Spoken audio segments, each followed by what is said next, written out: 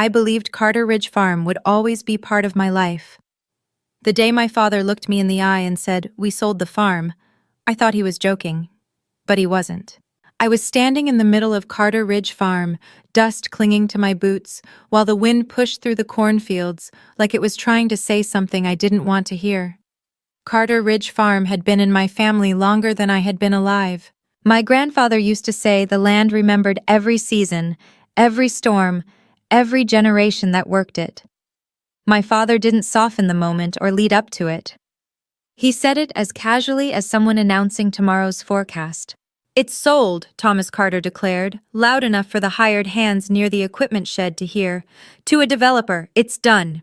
My mother, Rebecca Carter, stood beside him with her arms folded and her chin slightly raised, wearing the same satisfied smile she used whenever she corrected me in front of other people.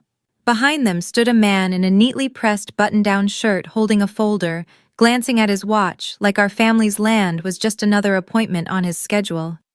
But something about that moment felt wrong.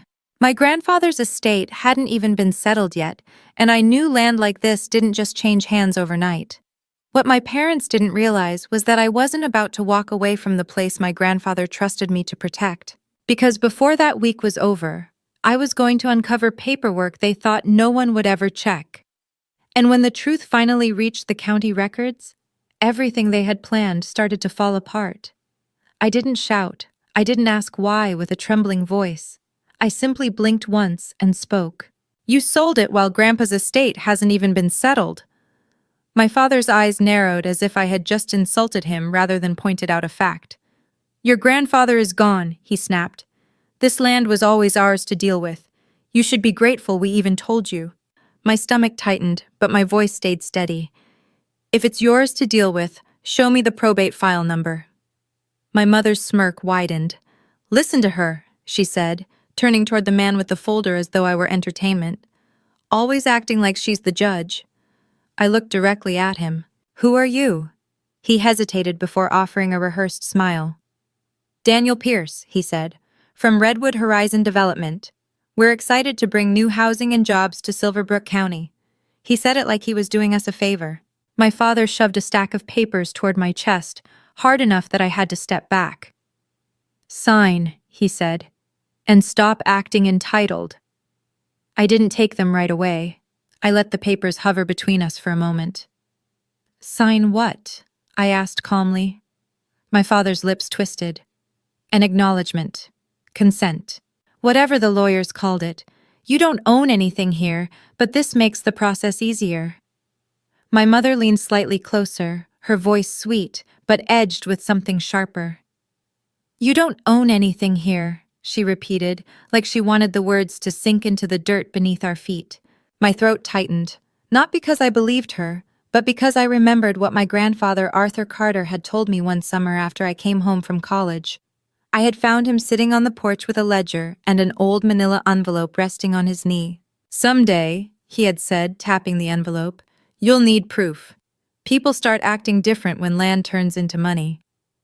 Back then, I assumed he meant taxes or boundary arguments. I never imagined he meant my own parents. I glanced past them toward the farmhouse, toward the old tree line Grandpa refused to cut down, toward the barn where he taught me to drive a tractor years before I even had a license. Then I looked back at my father. "I'm not signing anything on the hood of your truck," I said evenly. "If this is legitimate, it can survive daylight and proper paperwork." My father's face reddened. "Don't do this, Hadley," he said, using my full name the way he did when he wanted to sound authoritative. "Do what?" I asked. "Asked to see records?" Daniel Pierce cleared his throat, trying to maintain a professional tone. "Ms. Carter," he said, "we have a signed purchase agreement. A survey team has already been scheduled. Closing will happen soon." "Which title company?" I asked, still calm. My mother's eyes flicked slightly, just a brief reaction, like she didn't expect me to start speaking in procedural terms. "That doesn't matter," my father snapped. "It does," I replied. "If the deed has already transferred, it's recorded somewhere. If it's not recorded, it doesn't legally exist." My mother laughed softly. "Go ahead," she said. "Play detective. You'll come back and apologize when you realize you're not in charge." My father pushed the papers toward me again. Sign and stop acting entitled. This time I took the stack, but only because paper carries fingerprints and ink carries timelines. I glanced at the first page and felt a sudden chill in my stomach for a very simple reason. There was no case number, no probate reference, no deed instrument number, just a vague paragraph about consent and a blank line waiting for my signature. It wasn't a real document meant to protect anyone. It was something designed to silence me. I handed the papers back. No. My father's expression hardened. Then you can watch the bulldozers arrive, he said loudly enough for the nearby workers to hear. My mother stepped closer, lowering her voice until it sounded almost intimate. You always needed attention, she whispered. That's why you ended up alone. I didn't respond. I didn't give her the reaction she wanted. Instead, I turned around, walked to my truck, and drove away from Carter Ridge Farm without slamming the door, without spinning gravel, without making a dramatic exit. Because the place that mattered now wasn't the barn or the house, it was the county office. 20 minutes later, I parked outside the Silverbrook County Land Records office.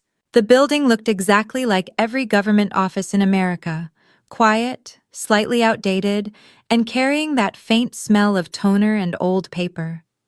Inside, the lobby was calm except for the soft clack of someone stamping documents at a counter. A small sign on the wall caught my eye. All records are public. Good. I walked up to the front counter and waited until the clerk finally looked up. She appeared to be in her 50s, her hair pulled tightly back, reading glasses hanging from a thin chain around her neck like someone who had witnessed every version of family drama imaginable. Hi, I said. I need the deed history for Carter Ridge Farm and the probate records for my grandfather, Arthur Carter. Her eyes lifted, studying me for a moment. Address? She asked. I gave it to her. She began typing. The quiet room made the sound of the keyboard seem louder than it really was. The reflection of her monitor flickered faintly in her glasses. Then she paused. Not the usual pause of someone searching a database. The kind of pause that happens when someone finds something unexpected. She clicked again, leaning closer to the screen, and the muscles around her eyes tightened slightly. What's your name? She asked, her tone calmer now. Hadley Carter? And your relationship to Arthur Carter? Granddaughter. She nodded once. One moment. She stood up and walked toward a shelf in the back that held several binders. When she came back, she wasn't carrying a binder at all. Instead, she placed a thin folder on the counter with the kind of care that suggested it carried more weight than paper. Okay, she said. The parcel shows a recent transfer. My pulse didn't race. It narrowed. Recorded? I asked. Yes, she said. Recorded yesterday. Yesterday, while I had been at work. While my phone stayed silent. While my parents were probably celebrating what they believed was their victory. Can you print the last 2 recorded instruments? I asked calmly. With the instrument numbers and the grantor information. She nodded and sent the request to the printer. The machine hummed, and 2 sheets slid out with official stamps and barcodes. She placed them in front of me. The buyer's name was there. Redwood Horizon Development, printed clearly. But the line that made my stomach tighten was the grantor line. It wasn't what my father had claimed.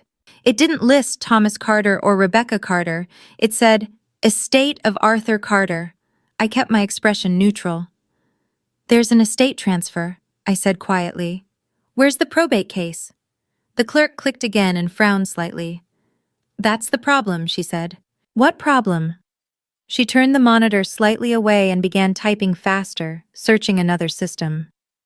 There's no active probate case under Arthur Carter in Silverbrook County, she said slowly.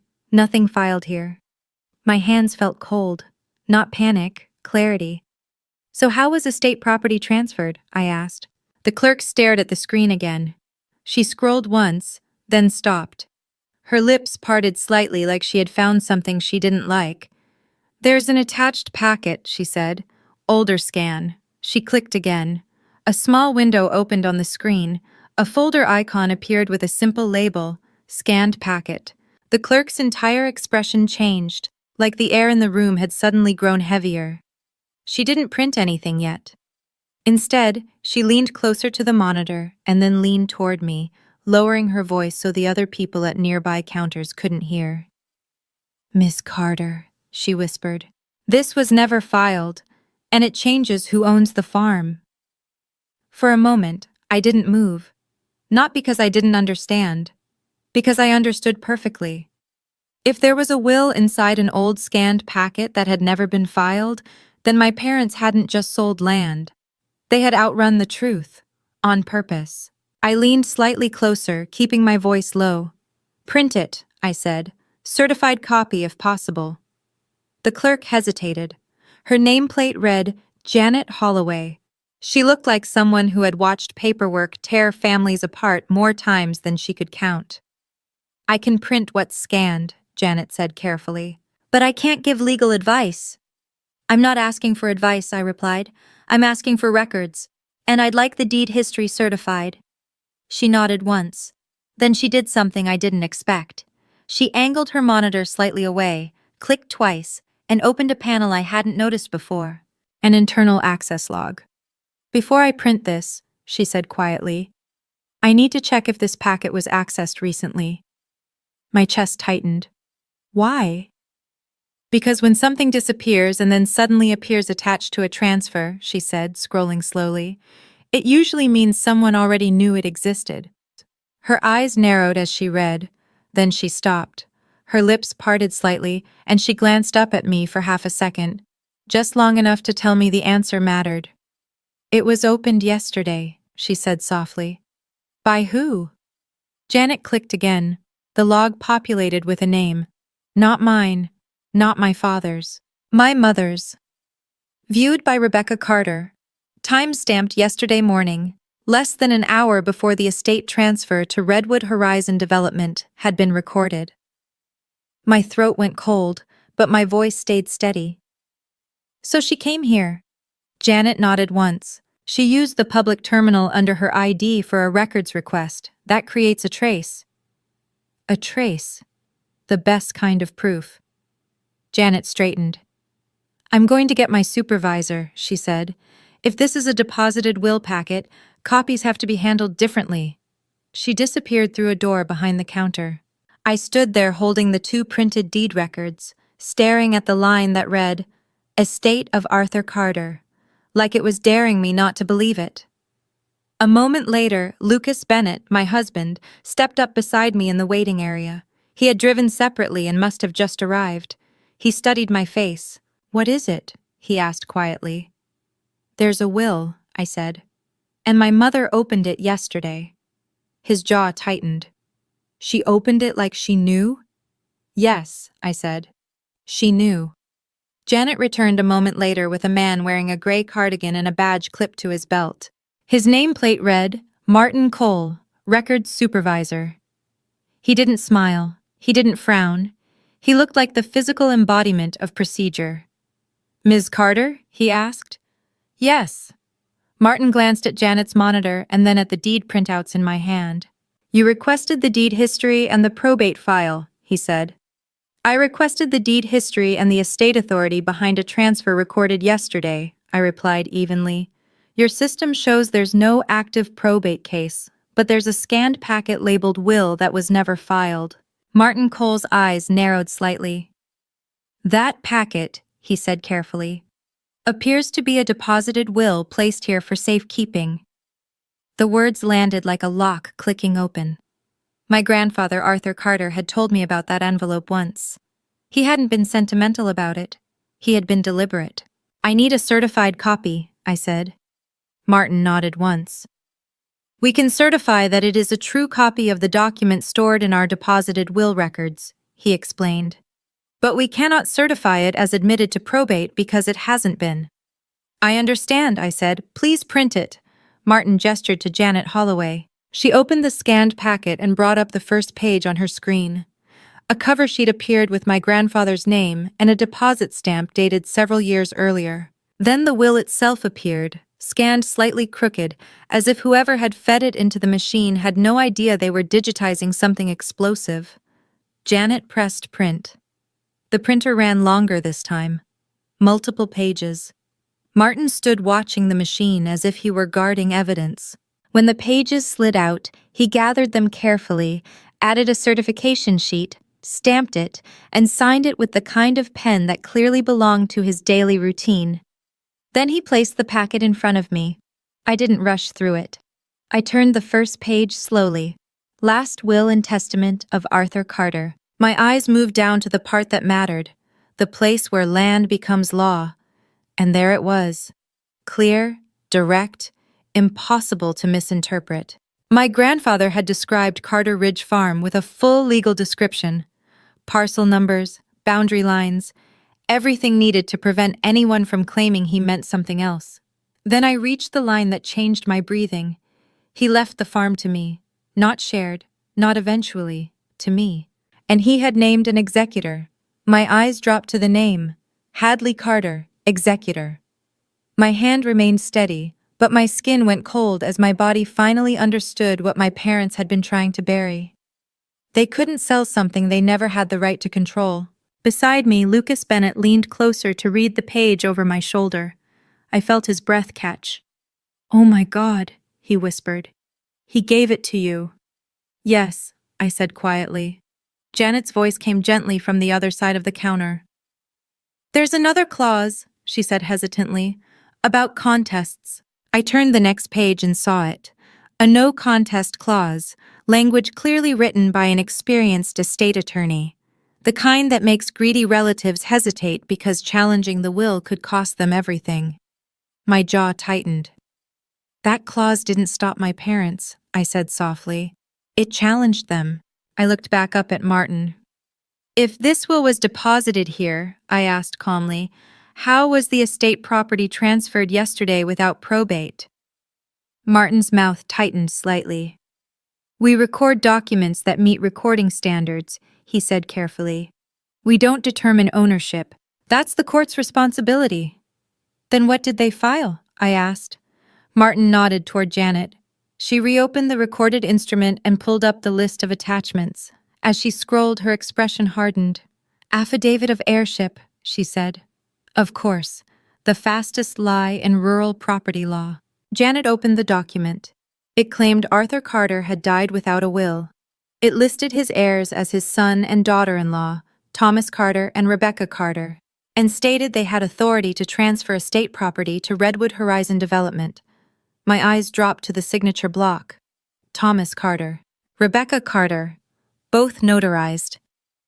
Then I looked at the witness section. 2 disinterested witnesses, as the form required. The names meant nothing to me, but the addresses caught my attention. Both used the same P.O. box in town, a small detail that looks harmless, until you've seen enough fabricated affidavits. "And this," Janet added quietly, "was recorded before the will packet was opened." I looked at her. "But my mother accessed the will yesterday." Janet nodded. "Yes, which means she viewed it and still filed an affidavit claiming it didn't exist." My throat tightened, not from emotion, but from clarity. "Please print certified copies of the affidavit of heirship, the transfer instrument, and the access log showing Rebecca Carter viewed the deposited will yesterday," I said calmly. Martin nodded once, as if he could feel the legal case assembling piece by piece. "We can certify the recorded instruments," he said. "The access log can be printed as an internal record." "Do it." While Janet started printing, I stepped aside and called someone I trusted. Olivia Grant, probate and real estate attorney, the kind of lawyer who spoke only when necessary. She answered on the second ring. "Hadley." "Olivia," I said evenly. "My parents filed an affidavit of heirship yesterday and transferred Carter Ridge Farm from my grandfather's estate to a developer. The county office just found a deposited will that was never probated. It names me as beneficiary and executor." And Olivia went silent for half a second, the kind of silence that meant she was already mapping the legal path forward. "Okay," she said.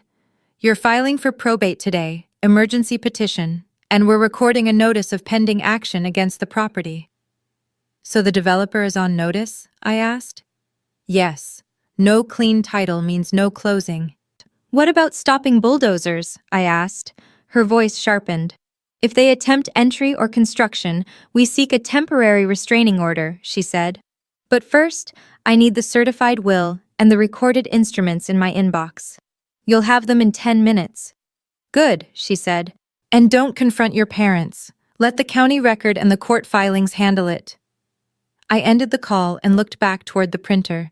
Janet carefully stapled the certified documents. Martin added stamps and signatures, each one feeling like another nail in a coffin. When she handed the stack to me, the top page wasn't the will. It was something else. A receipt. Janet tapped the line quietly. This is the copy request history, she said. Your mother requested printed copies yesterday. I looked down. Rebecca Carter. Timestamp. Yesterday morning. Item description. Deposited will packet copy fee.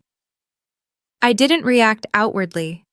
But inside, something settled into place with almost frightening calm. My mother hadn't just lied.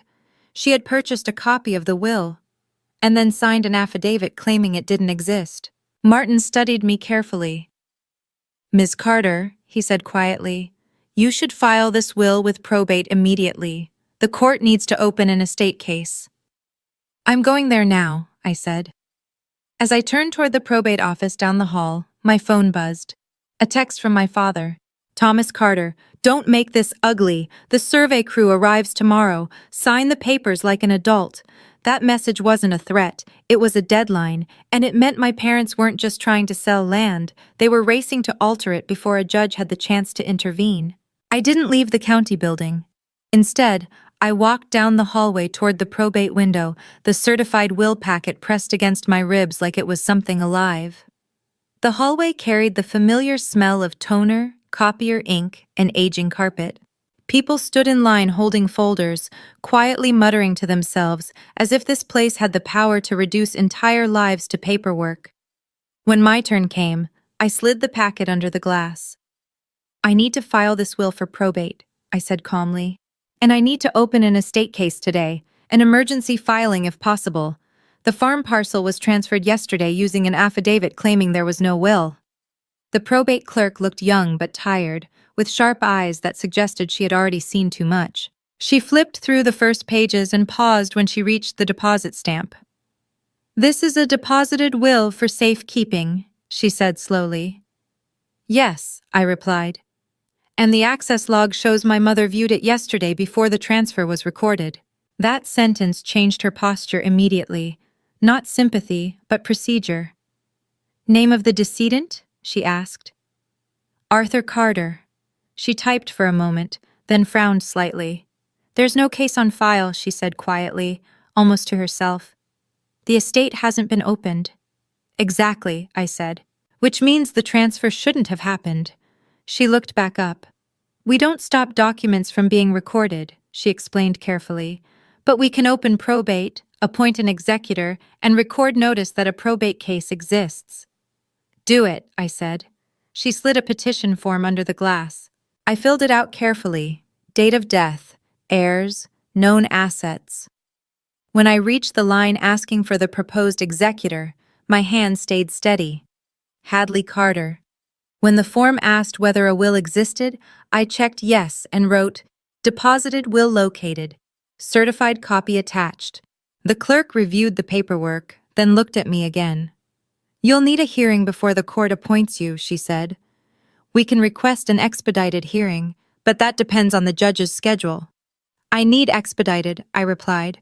A survey crew is scheduled for tomorrow. She hesitated, then nodded. We can attach an emergency motion with your petition, she said, but you should have an attorney. I do. I slid Olivia Grant's business card under the glass. The clerk glanced at it and nodded in recognition. Okay, she said. Filing fees? I paid, and the receipt printer chirped softly. She stamped the petition packet and handed me a sheet with a fresh case number printed at the top. Seeing that number beside my grandfather's name felt like the ground shifting back beneath my feet. Now, I said calmly, I need something else filed immediately. A request to preserve records and to notify the recorder that probate has been opened. She nodded. Your attorney can file a formal notice of probate and a notice of pending action, she said. But once the case number enters the system, you can record that notice today. How long until it's active? I asked. She checked her screen. Within the hour. Then she lowered her voice slightly. And Ms. Carter, if that affidavit of heirship was knowingly false, that's serious. I know, I said. And I meant it. I stepped aside and called Olivia Grant. It's filed, I told her. New case number. Petition and emergency motion submitted. Good, she replied crisply. Now we record a notice against the farm immediately. That clouds the title. I'm still in the building. Perfect. Go back to the recorder's office with the case number and the certified will. Tell them you need to record a notice of probate and a notice of pending action. Send me the wording, I said, already doing it. Seconds later, my phone buzzed with 2 PDF attachments. Short, precise, deadly. Notice of probate filing, notice of pending action. I printed them at the public kiosk down the hall, watching the pages slide out like weapons that didn't require shouting. Then I returned to the records counter where Janet Holloway was working. She looked up and recognized me immediately. You opened probate, she said. It sounded less like a question and more like confirmation. Yes, I said. I need to record these notices against the Carter Ridge farm parcel today. Janet took the documents, checked the case number, and nodded. Give me about 10 minutes, she said. I'll run them through recording. While she worked, I watched the lobby entrance like I half expected my parents to burst through the doors.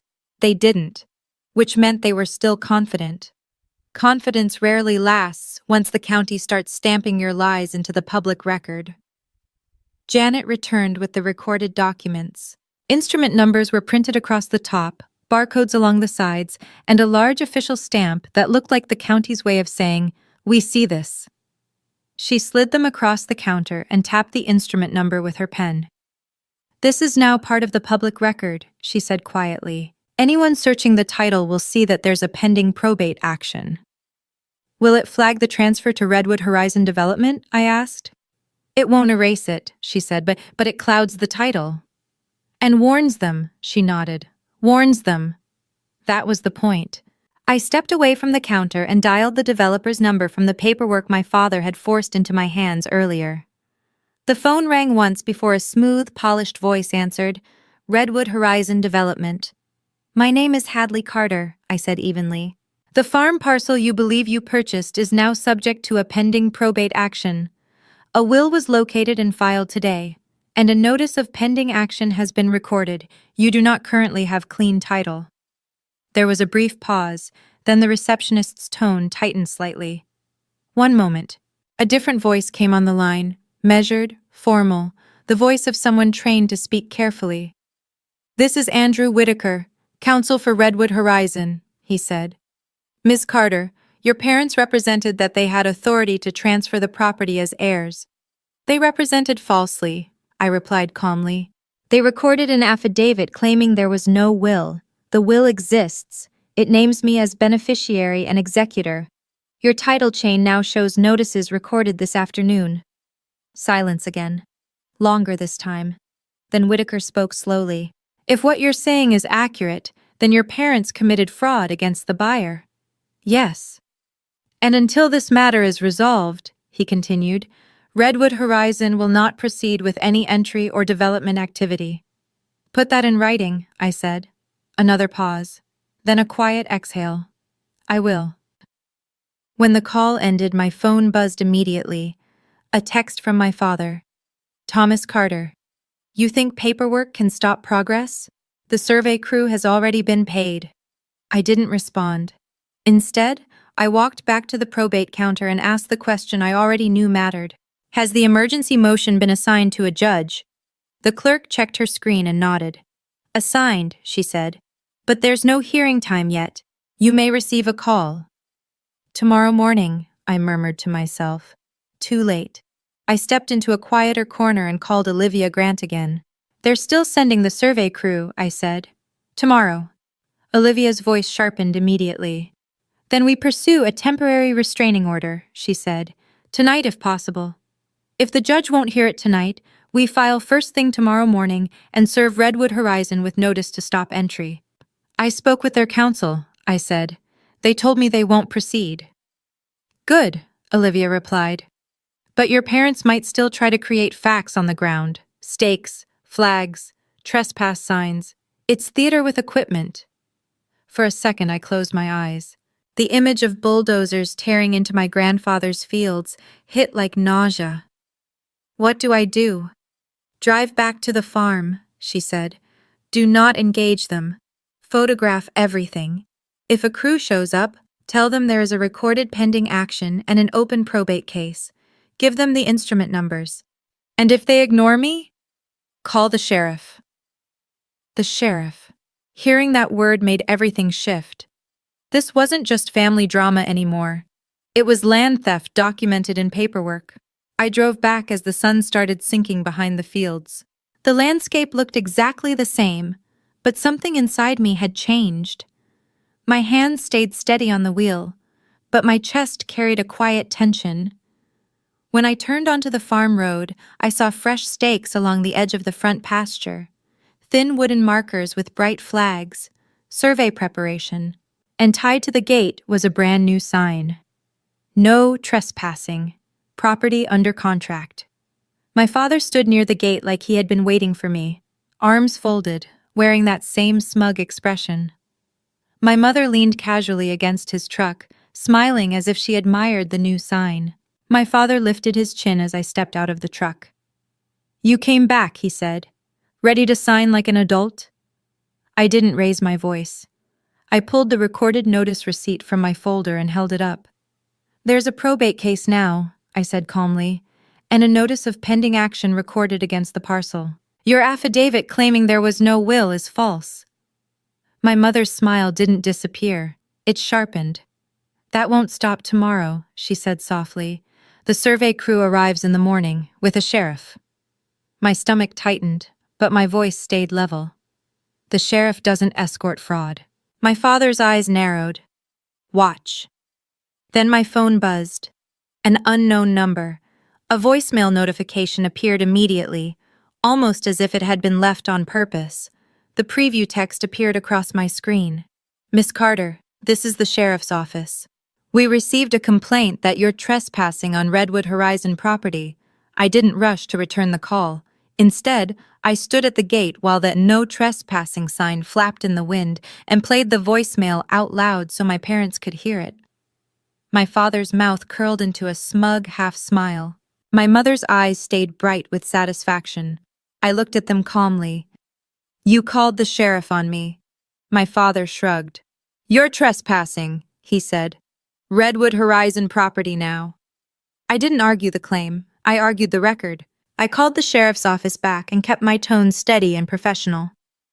Hello, I said. This is Hadley Carter. I just received a voicemail about a trespassing complaint on property, now under contract with Redwood Horizon Development. I need the incident number, the reporting party, and the deputy assigned. The dispatcher's tone shifted slightly. Ma'am, are you currently on scene? Yes. At the Carter Ridge Farm Gate. Stand by. Typing. A pause. Yes, she said finally. There is a complaint filed this evening. A deputy is en route. Incident number? She read it out. I repeated it back so it would be recorded on the line. And the reporting party? Another pause. Rebecca Carter. My mother didn't move. Her expression didn't change, but her eyes flicked once, as if she had forgotten dispatchers use keyboards. Thank you, I said calmly. One more note. Please inform the responding deputy that a probate case was filed today and a notice of pending action has been recorded against the parcel. The recorder instrument numbers are available. The dispatcher hesitated. Okay, I'll add that to the notes. I ended the call and looked at my mother. You're using the sheriff like a prop, I said quietly. My father snapped. Stop talking. Just sign the papers. I ignored him. Instead, I pulled out my phone and began documenting everything. A photo of the no trespassing sign, photos of the fresh survey stakes, a wide shot showing both of my parents standing at the gate. I didn't shove the camera in their faces. I documented the scene the way someone records a crime scene, because that was exactly what it was becoming. A few minutes later, a patrol SUV rolled up slowly, gravel crunching under the tires. A deputy stepped out, posture calm, body camera centered on his chest. He approached the gate and looked between me and my parents with the neutral expression of someone stepping into a family dispute. "Ma'am," he said to me first, "are you Hadley Carter?" "Yes." He nodded once. "Deputy Ryan Caldwell." Then he gestured slightly toward my parents. "They're saying you're trespassing on property currently under contract with Redwood Horizon Development." My father stepped forward immediately, already slipping into performance mode. "She's been harassing us," Thomas Carter said loudly. "We sold the farm. She refuses to accept it. Now she's trespassing and threatening workers." I didn't react to the word threatening. I let it sit there and rot. Deputy Ryan Caldwell turned toward me. "Your side?" he asked. I didn't tell him my side. I told him the facts. "There is a probate case filed today for my grandfather's estate," I said calmly. "A will was located and filed, and a notice of pending action was recorded against the parcel this afternoon. The county recorder instrument numbers are here. If Redwood Horizon Development wants to challenge ownership, that happens in probate court, but right now the title is clouded." My mother scoffed. "She's lying," Rebecca Carter said sharply. "There is no will." I didn't even look at her. My eyes stayed on the deputy. "My mother accessed the deposited will packet yesterday morning," I said steadily, "and then signed an affidavit claiming no will existed. The county access log shows it." The deputy's expression tightened slightly at the word affidavit. He raised a hand toward my father. "Do you have paperwork?" My dad shoved his stack of papers forward like he'd been waiting for that moment all day. "Here," he said. "Purchase contract. We already closed. She's just angry." Deputy Caldwell flipped through the pages slowly. His eyes narrowed as he looked for what law enforcement always looks for when someone claims ownership. "Recording information," he said, tapping a page. "Where's the recorded deed?" My father's jaw tightened. "It's in process," he snapped. The deputy looked back at me. "Do you have the recorded notice you mentioned?" "Yes." I handed him the recorder receipts, instrument numbers, timestamps, barcodes. His eyes moved carefully across the page. He didn't pretend to understand probate law. But he clearly understood one thing. There was a formal, recorded dispute. He stepped aside slightly and spoke into his radio. "Dispatch, can you run a records check on this parcel and confirm any notices recorded today?" he said, reading off the instrument number from my receipt. While he waited, my mother leaned closer to me. Her voice dropped low, venomous. "You think you're so clever," she whispered, "but the sheriff is here now, and you're standing on someone else's property." I kept my eyes on the deputy and said nothing. People like my mother hate silence when the silence is backed by documentation. The radio crackled. "Deputy Caldwell, dispatch here. Parcel shows a notice of pending action recorded this afternoon and a probate-related notice. Title flagged for dispute." The deputy's jaw set. He turned back toward my parents. "All right," he said, his voice firm but controlled. "This is a civil dispute with active filings. I'm not removing her for trespassing tonight." My father's face flushed. "So she can just do whatever she wants?" "No," the deputy replied. "Neither can you." He looked at my mother. "Ma'am, you called in a trespassing complaint, but the record shows an active probate dispute.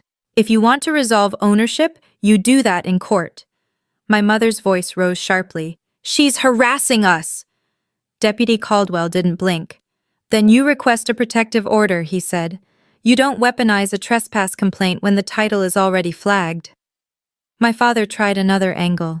"The survey crew is coming tomorrow," he said loudly, as if volume could create authority, "and the sheriff will escort them." The deputy's eyes sharpened. "No one is escorting anyone onto disputed property based on a private contract," he said. "Not while there's a recorded pending action." Then he gestured toward the fields. "If a crew shows up and starts placing stakes, you call your attorneys, or she calls us, and we document it." My mother's expression tightened, but she had no clean response. I lifted my phone slightly. An email had arrived moments earlier from Andrew Whitaker, counsel for Redwood Horizon Development. I didn't wave it around or gloat. I simply said, Redwood Horizon's legal counsel confirmed they will not proceed with entry or development until the dispute is resolved. Deputy Caldwell glanced briefly at the screen and nodded. Good, he said. Then he turned back toward my parents and added something that finally changed my mother's expression. One more thing, he said. The call log shows the reporting party is Rebecca Carter. If it turns out false statements were made to provoke a law enforcement response, that can be addressed. My mother blinked twice. My father opened his mouth, then closed it again. The deputy turned to me. Ma'am, do you want them trespassed from your presence right now? I kept my voice level. No, I said. I want you to document that they posted a no trespassing sign claiming Redwood Horizon ownership while a pending action is already recorded. He nodded once. I will. He took photos with his department phone, the sign, the survey stakes, my parents' paperwork, my recorder receipts. Then he wrote several notes in a small pad. My father watched him with barely controlled anger. My mother watched with calculation. When he finished, the deputy looked at all of us. I'm not escalating this tonight, he said. If a crew arrives tomorrow and anyone attempts to enter or alter the property, call us immediately. Then he turned toward my parents. And you two, stop calling this in as trespass while the record is flagged. My father's face was tight with fury. My mother forced a thin smile. Of course, deputy, she said sweetly. We just want peace. Peace. The word she always used when she really meant control. Deputy Caldwell returned to his patrol SUV and drove away. My parents remained standing at the gate as the evening light faded, the no trespassing sign moving slightly in the wind beside them. My mother stepped closer to me. Her voice dropped into a whisper. You think you stopped us? You didn't stop anything, my mother whispered. The will doesn't matter if it was never filed, and your grandfather is gone. I looked at her steadily. The will matters, I said, and the fact that you accessed it yesterday matters even more. My father jabbed a finger toward my truck. Go home, Thomas Carter snapped, because tomorrow you're going to watch this farm change whether you like it or not. I didn't argue. I didn't raise my voice. I simply got back in my truck and drove straight to Olivia Grant's office. She opened the door before I even knocked, her hair still pinned up, a stack of documents already waiting on her desk, as if she had been preparing the response while I stood at the gate. We're filing for a temporary restraining order tonight, she said immediately. Emergency duty judge. What do you need from me? I asked. Your affidavit, she said, and the strongest proof you have. I placed the certified copy of the will on her desk, then the county access log showing my mother had opened the deposited packet. And finally, the receipt showing Rebecca Carter had paid for a printed copy of that will packet yesterday. Olivia stared at that receipt for several seconds. Then she looked up. This isn't just a title dispute anymore, she said quietly. What is it? I asked. She tapped the receipt. It's evidence your parents knew the will existed, and still swore under oath that it didn't. Her phone buzzed. She glanced down at the screen. Probate clerk, she murmured before answering. I watched her listen, watched her eyes narrow. Then she covered the receiver and looked directly at me. They found something else in the deposited packet, she whispered. Another page that wasn't scanned with the first set. The codicil had been folded behind the last page of the will, which is why it hadn't appeared in the first scan. My stomach tightened. What page? Olivia held my gaze. A handwritten codicil. And it names who inherits the farm if your parents ever try to sell it. Olivia didn't treat the codicil like a curiosity. She treated it like a trigger. By the time I arrived at her office, she already had a courier envelope waiting on the desk, freshly delivered from the records office. Deposited wills aren't stored like ordinary files. They're kept in a secured system for a reason. And once the supervisor realized the packet had been accessed and copied, the remaining contents were handled like evidence. Olivia laid the second page in front of me. My grandfather's handwriting, not typed, not polished, impossible to reinterpret. A simple handwritten codicil dated years after the will, signed and witnessed. It referenced Carter Ridge Farm again, using the full legal description, as if my grandfather had anticipated someone might try to pretend he meant something else. Olivia tapped the key paragraph, once, then again. If Thomas Carter or Rebecca Carter attempt to sell, transfer, encumber, or contract the farm in any manner, she read aloud, they are immediately disinherited, and the farm shall pass solely to Hadley Carter as trustee, with instructions to record notice and seek immediate injunctive relief. My chest tightened. Not with emotion, with precision. My grandfather hadn't just given me the farm. He had predicted this exact betrayal and built a penalty for it. Olivia didn't look up from the page. This codicil doesn't just clarify ownership, she said. It shows intent. And it shows your parents knew they were violating his instructions. I thought about my mother paying for a copy of the deposited will packet yesterday, then signing an affidavit claiming it didn't exist. I thought about my father texting me, "Don't make this ugly," while survey stakes appeared in Grandpa's field. I didn't feel shocked anymore. I felt prepared.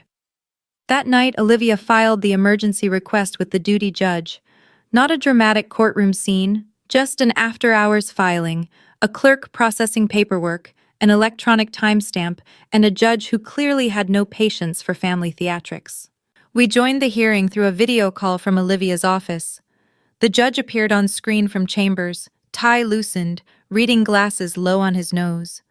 The kind of man who had seen families destroy each other over land and stopped finding it surprising years ago. "Miss Carter," he said, "I have your emergency motion. Explain why this cannot wait." Olivia answered like a scalpel. "Your Honor, a farm parcel belonging to the estate of Arthur Carter was transferred yesterday to a developer based on an affidavit of heirship claiming the decedent died without a will. Today, a deposited will was located, certified, and filed for probate. The will names Hadley Carter as executor and sole beneficiary of the farm." She lifted the next page. Additionally, the access log and receipt show the petitioner's mother obtained a copy of the will packet yesterday prior to signing that affidavit. And a handwritten codicil within the packet specifically addresses any attempted sale by the parents and disinherits them if they attempt it. The judge's eyes lifted. "Codicil," he repeated. Olivia held the document up to the camera. "Yes, Your Honor, certified copy from the county's deposited will records." The judge looked down again, flipping through the documents, but he stopped, not at the will, at the receipt. His pen hovered over a single line. "Copy fee," he read quietly. "Deposited will packet. Paid by Rebecca Carter yesterday." I watched his expression change. Not angry, just finished with the game. Then he read the codicil paragraph again to himself. When he looked up, his tone had shifted. "Ms. Carter," he said to me, "are you requesting an order restraining entry or alteration of the property pending probate determination?" "Yes," I replied calmly. "Survey stakes have already been placed and signage posted claiming the developer owns the land. They're trying to change the property before the court can act." The judge nodded once.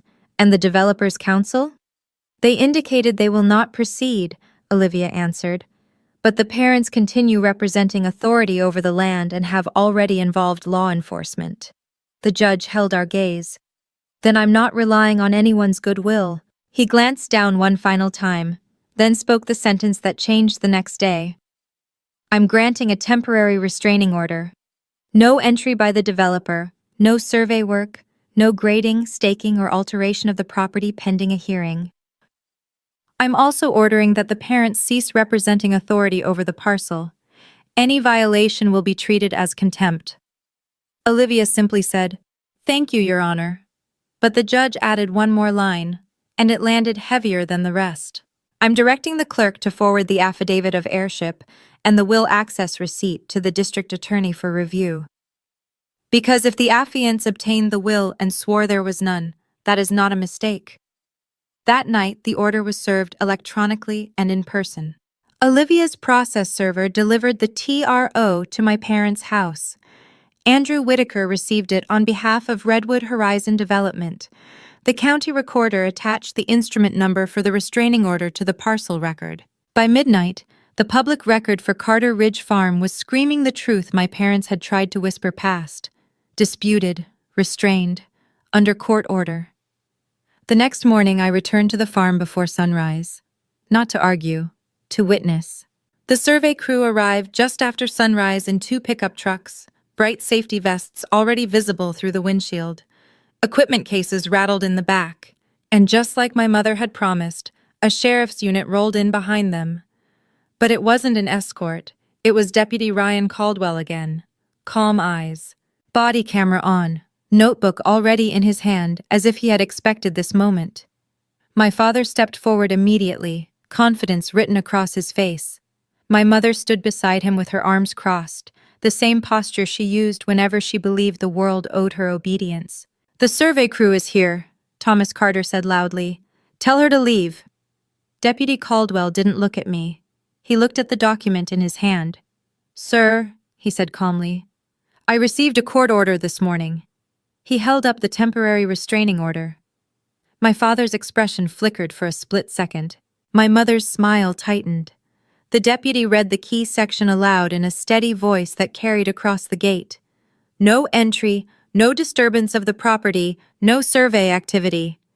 Then he turned toward the survey crew chief. "If you begin work, you'll be documented violating a restraining order." He paused. "Pack up." The crew chief didn't argue.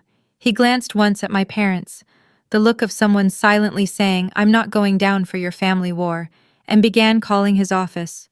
My mother stepped forward, her voice sharp. "This is ridiculous," she snapped. "She's manipulating the court." Deputy Caldwell didn't change tone. "Ma'am," he said, "you've been placed on notice. Step back." My father's face flushed bright red. "You can't do this," he barked. "We already sold it." The deputy looked directly at him. "Then you should have sold something you had the legal right to sell." My parents never retreat quietly. My mother turned toward me, raising her voice so the survey crew could hear. "Your grandfather is gone," she shouted. "You don't get to pretend you're the queen of this land." I didn't raise my voice. I simply held up the TRO and the recorded notice receipts. "I'm not pretending," I said calmly. "I'm recording." And that's when my father made his final mistake. He grabbed one of the survey stakes from the ground and ripped it out like he could physically tear the authority of the court out of the soil. Deputy Caldwell's posture changed instantly. "Sir," he said sharply, "stop." My father didn't stop. He hurled the stake into the ditch like anger could become a legal defense. The deputy stepped forward. "Hands behind your back." My mother froze. My father spun toward him, furious. "For what?" "For violating the court order and refusing to comply after being directed to stop," Deputy Caldwell said. The handcuffs clicked around my father's wrists in the same wind that had pushed through the corn the day before. The same wind that once carried my grandfather's voice across these fields now carried the sound of handcuffs closing on the man who thought he could steal them. My mother opened her mouth to scream, but then she noticed 2 additional patrol units pulling onto the road. Backup. Procedure. Documentation. She tried to pivot instantly. "He's an old man," she cried.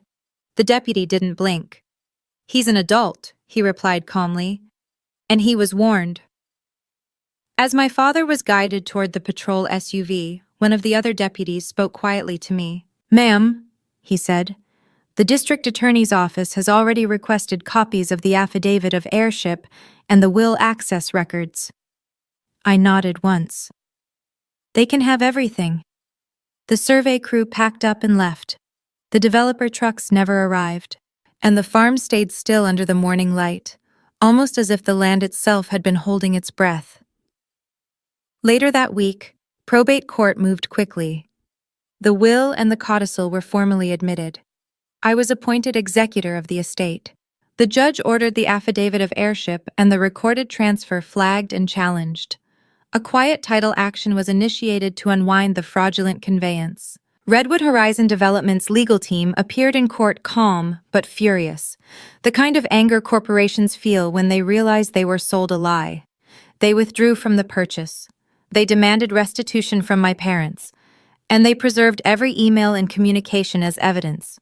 My parents entered that courtroom expecting to cry their way back into control. They walked out with the opposite.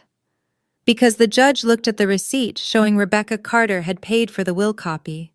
Then he looked at the affidavit where she swore no will existed, and he referred both of them for prosecution, right there in open court.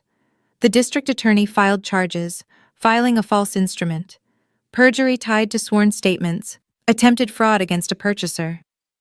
My parents no longer got to call it a family dispute. They received arraignment dates, bond conditions, and a no-contact order barring them from stepping onto the farm while the case proceeded.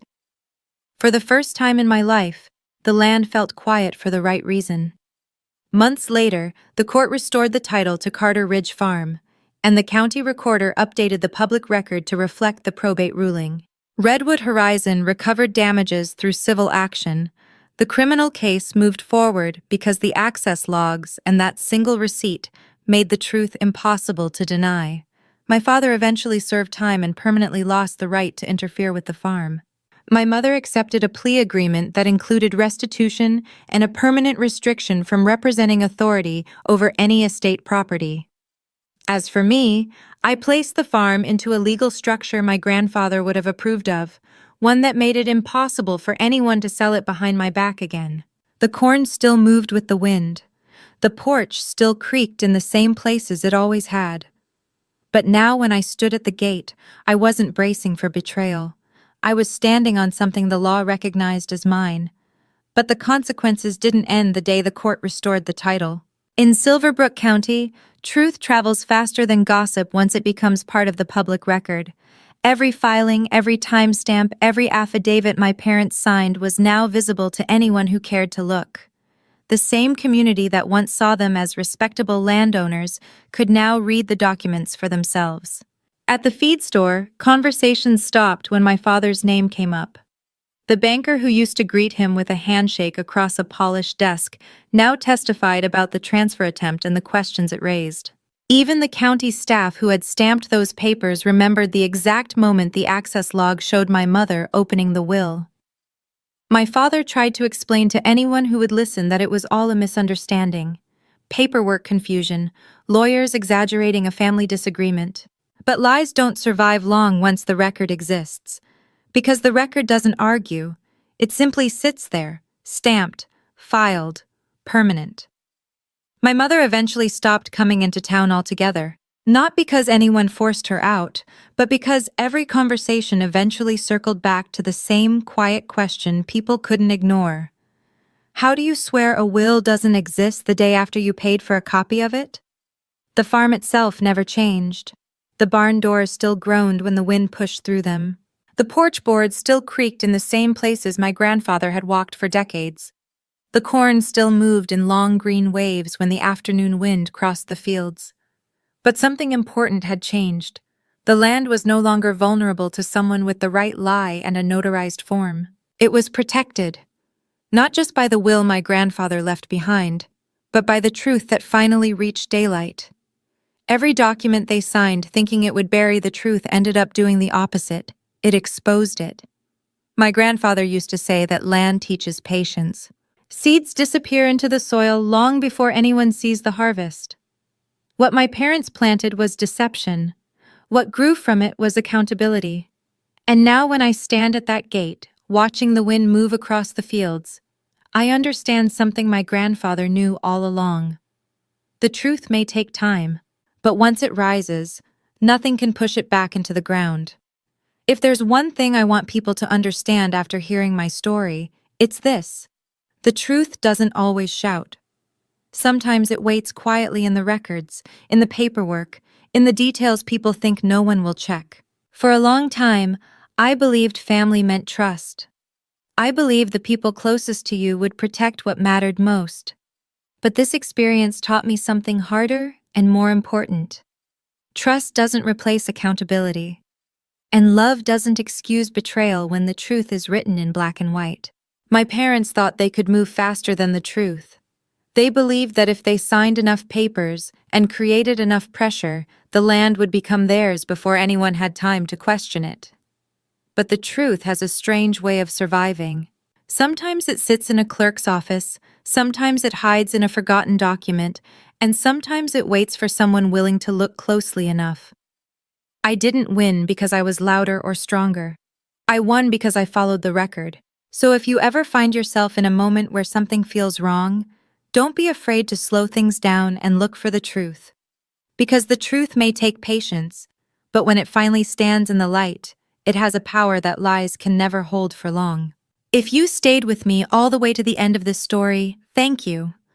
I know stories like this can be heavy, because they remind us that sometimes the hardest battles don't happen with strangers, they happen inside our own families. But they also remind us of something important. The truth matters. Integrity matters. And sometimes standing up for what is right means being the only person willing to say, "No, this isn't okay." If this story meant something to you, take a moment to like the video. It really helps the channel reach more people who enjoy stories like this. And what would you have done in my place? Would you have confronted them directly, or would you have gone straight to the records and let the law speak for itself? If you know someone who enjoys real, powerful stories about justice, resilience, and truth,